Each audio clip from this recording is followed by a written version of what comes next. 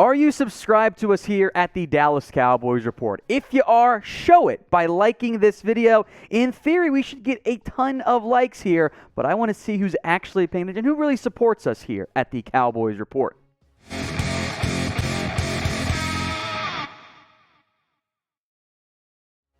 Today's breaking news Dallas Cowboys video is presented by Aura, the all-in-one digital safety tool, and they're giving you a free 14-day trial at aura.com/chatsports.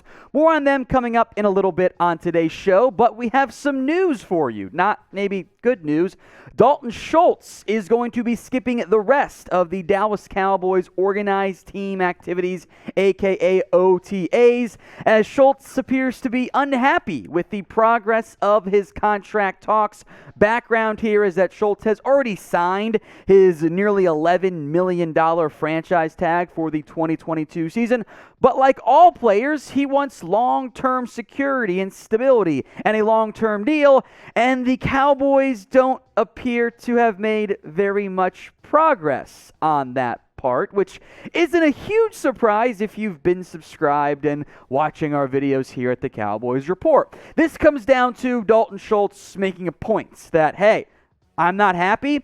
I'm not going to go to the voluntary portion of OTAs and etc. He's unhappy with the contract talks, which, given what the Cowboys themselves have leaked, maybe shouldn't be a huge surprise overall. The Cowboys, as we'll get into more in depth in a little bit, have more or less made it pretty clear they do not want to meet the market for a player of Dalton Schultz's caliber. And it is not a coincidence that this news comes not long after David Njoku signed a massive deal with the Cleveland Browns. 4-year deal worth $45.75 million.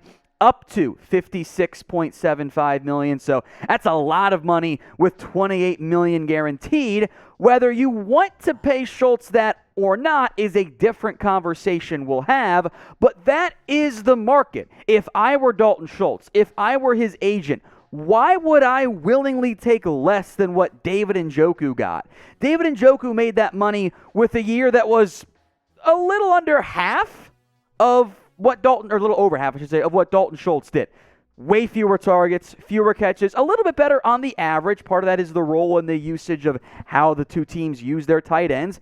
Half the touchdowns. The Browns are banking on David Njoku being better than that long term, and they would love David Njoku to have an 800-yard season. Dalton Schultz just did that. That's why he's unhappy, because he wants that money, and the Cowboys have shown no real interest so far in approaching that type of figure. So we'll spend the entire video on the Dalton Schultz situation, naturally, but our pinned question is this: are you mad at Schultz skipping the rest of OTAs? Type in Y for yes, you are, or type in N for no, you are not. If the ad break comes here on YouTube, take advantage of it. Head down there, Y for yes, N for no.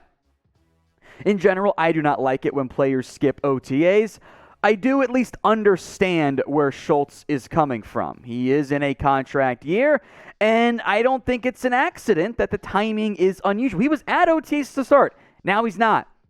Things have not gone very well for Schultz. Now, the highest paid tight ends in the NFL right now are as follows. Again, if you want Dalton Schultz on this team long term, and it's okay if you don't, you got to make him a top 5 highest paid tight end, because somebody next offseason, as the salary cap continues to rise, is going to pay him that amount. He's better than David Njoku. He's better than Hunter Henry. He's better than Jonnu Smith. Yeah, he's going to be expensive, and he's certainly not going to take anything less than the $11 million, or really the $12 million he's in line to get if he's franchise tag again next year. Now, Njoku didn't have that much guaranteed money. His $28-ish million was a little bit more than the 2 years of franchise tags. You got to, I think, at minimum guarantee Schultz somewhere between $25 and $30 million overall. If you pay Schultz, you would actually bring his cap hit down this upcoming year, because that's how contracts work and everything in the modern day NFL. But I understand if you don't want to make Dalton Schultz a top 5 highest paid tight end. I get that. I'm not really sure I do either. Yes, it opens up a potential hole at your tight end position long term, But that's a lot of money to pay for a good, not elite player at this point. So be honest with me. What is the most you would pay Dalton Schultz per year? If you're going to lowball him like the Cowboys probably did, I understand. But then you got to understand why Schultz might not be that happy. So drop that figure for me in the comments, the most you would pay Dalton Schultz per year. Speaking of safety, that's what Dalton Schultz has been more or less for the Cowboys at tight end. You should use Aura. You can shop, bank, and work online more safely and privately with their all-in-one online safety tool. They offer financial fraud protection, identity theft protection, and of course the online and device security for you or up to 5 members of your family. And they're giving you a free 14-day trial to get started at aura.com/chatsports. I'll make sure that link, aura.com/chatsports, is in both the comment section and in the description. Now, part of the drama around Schultz comes, I think, from this report from the Fort Worth Star-Telegram we talked about last week. Here's what Clarence Hill wrote. Quote, Schultz is going to get paid.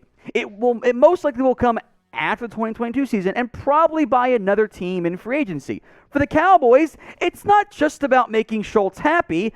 It's about managing the rising cost of Prescott's contract, the coming deals for all-pro cornerback Trayvon Diggs and Pro Bowl wide receiver CeeDee Lamb, and bracing for the future payday of star linebacker Micah Parsons. Now, as we discussed, that's BS. You can't pay Micah Parsons for 2 years. You have the money with $22 million in salary cap space to pay Schultz. So we can use whatever excuse we want to not want to justify paying Schultz. And that's why, in the end, I doubt a deal gets done. The Cowboys don't want to meet his actual market value, whether they continue to operate specially of, well, all the things that go along with being a Cowboy means you should take less, which is arrogance at its finest, or they just don't think he's worth it. Whatever the reason is, they're not there, and I kind of doubt they're going to get there, especially before the upcoming July 15th franchise tag extension deadline. That deadline is just over a month away. Clearly, contract talks not going so well. So make your predictions. Will Dallas extend Dalton Schultz before the deadline? D for a deal's going to get done, and D for no deal. It's not going to happen. Make your predictions in the comments section. The key upcoming dates for the Cowboys are as follows. OTAs continue June 6th, 7th, and then 9th and 10th with the break there on the 8th.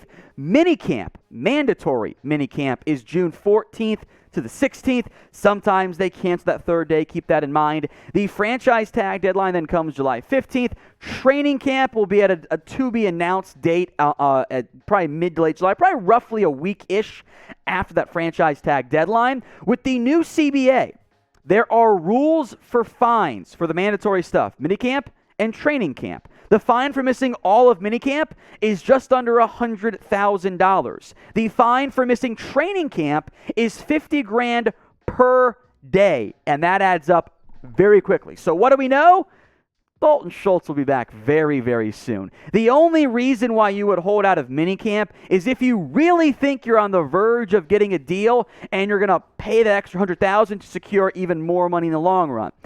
I don't think that's going to happen. I don't think Schultz thinks that's going to happen. In the end, it's the voluntary portion of OTAs. Not that big of a deal for me. If he skips minicamp, it's a different conversation we'll have here on the Cowboys Report. In the short term, it does mean more reps for the young guys. It means more chances for Jake Ferguson, Sean McHugh. Remember, Ferguson was the 4th-round pick the Cowboys made out of Wisconsin. Not a coincidence they took him, and in theory, he could be a long-term option if he can show some promise in year one. Of course, not every single 4th-round pick hits, and if he becomes a Dalton Schultz caliber player, we're all going to be really, really, really happy with that draft pick. Schultz, in the end, doesn't really have any leverage. Cowboys don't have much behind him, but is he going to miss out on a bunch of fines and not get paid?